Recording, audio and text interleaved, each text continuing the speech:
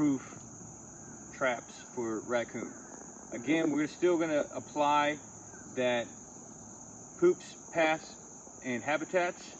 We're always going to apply that while we're trapping. So we found some tracks already. We found a couple of droppings, and we know that there is crawdads and clams in this area.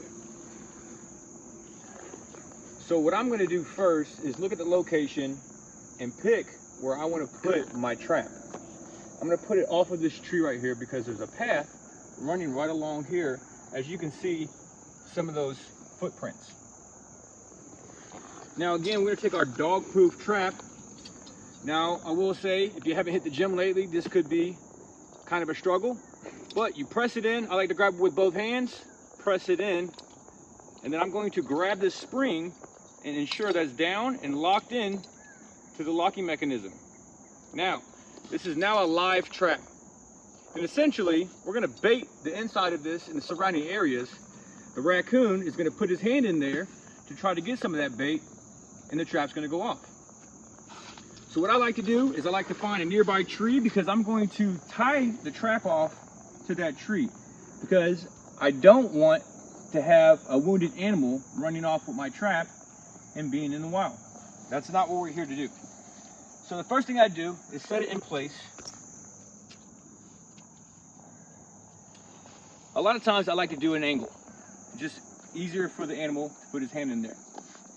Then I'm gonna take some wire and my wire snippers. Cut some wire off. You don't need a lot. Again, we're trying to do this as frugal as possible. I take my wire, I run it through this eye, and I'm going to secure it to this tree.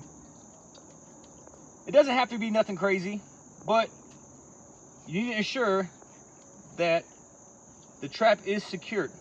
So I go one way, go around, and then I go the other way. Now it is important to, one, pick the right tree, and two, to ensure that the trap is secure, because this is not a kill trap. Once the raccoon gets stuck in the trap, he's going to try his best to get out of it. So there will be all types of kicked up dirt and material that you'll see coming upon the animal. The last thing we want to do is we're either going to take some raccoon bait or some good old tuna. You can use dog food, essentially anything that you can think of that's going to attract the animal. Now, what I like to do is I'll take something like the raccoon bait. You can put your hand in there if you want to, that's fine, but not me. I take a stick, I run it right in the bottom of that trap and some outside the area to attract the animal. Once the animal smells the bait, sticks his hand in there to get him a snack, then he's gonna be locked in there until you check your trap.